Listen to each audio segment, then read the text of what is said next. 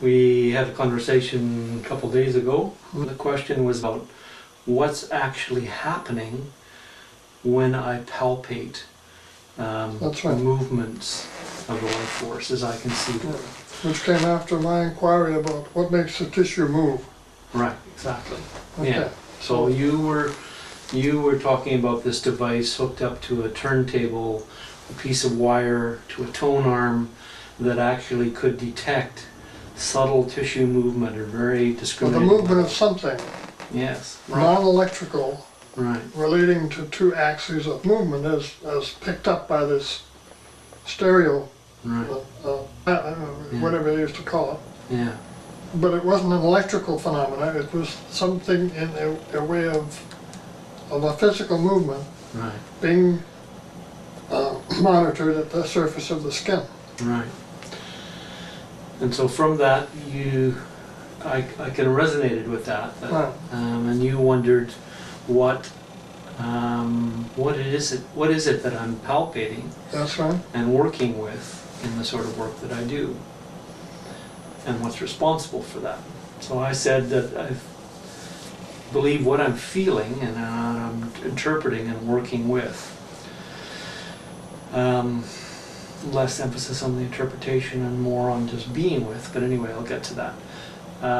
Is that there are fluctuations, tidal, hydrostatic movements in the body that are part of the inherent life force, the reflection of vitality itself in the body. And you said, okay, well, what's behind that? And I said, I believe that there are effects in the field, not confined just to what's happening in the body, but in the field itself around us right now, that are fluctuating. They're to do with electromagnetic, electrostatic, electrical and electromagnetic phenomena, and coexistent with and reflective of that in the body are fluid changes. So the fascial system is like a series of baffles, in a waterbed. Basically, they help to steer and govern and dampen the tidal movements, the lateral fluctuations, these phenomena that happen inherently in us. And where there are impediments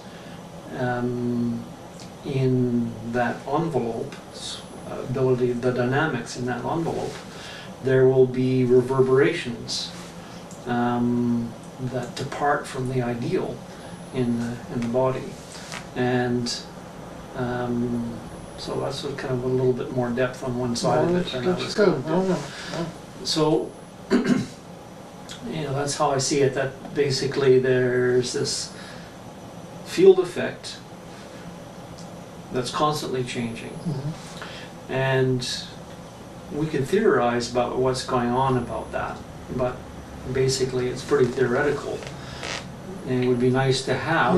Which is the point that I'm remembering now was your statement about how you actually worked. We didn't touch too much on the theory, but it was what really, and I'd hoped that we'd get to your being able to restate that, those couple of sentences from how it is that you work, because it contained, some words around the sensing, there being a difference or an imbalance between different movements that you were sensitive to, and that by and the real kicker came when you then referred to how your altitude, or which is more than just your attitude, but your actual bodily behavior in respect to sensing these differences was not to do anything from a diagnostic perspective,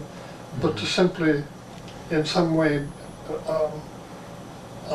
be a reflector of the information, not necessarily the fact of the movements, but somehow something to do with information reflection, that we could then understand that the organism knows how to make meaning or make sense of. Right. That, to me, was the juiciest part Yeah. of that statement, so. And, you know, what's exciting about that is it's not even that I'm not attempting to do anything on the diagnostic level. I'm not ideally even doing much, or if anything at all specific, that comes from a place of trying to treat a specific Right. phenomenon. Right. It's rather more in the character of simply being present in a way where I'm aware of but not distracted by what's going on in my own body, and I'm available to this process of reading the changing, evolving dynamics in the person with whom I'm working, and recognizing, okay, there may be some fascial disturbance here. I don't have to do anything specifically about that to treat that. What I can do is remain available to it. And there's this biofeedback-like process going on, mostly at the unconscious level, where that person's organism, and this happens in animals and in babies and in the elderly and people who can't give me any direct history of what's going on for them, throughout that continuum, whatever's going on in their dynamics that's altered and looks to me from my clinical perspective as a problem, I still don't go in there and treat it. And it's not up to me to say, oh, here's what's wrong, here's what I'm going to do about it. Instead, I create this reflective environment, remaining as present as possible, and simply the act of being present in that way, with all of my clinical acumen and treatment skills in service to that, but not directing the process, something happens, something changes, some sort of feedback loop is enhanced, and thereby the organism simply responds to that possibility. Is it an act of being present?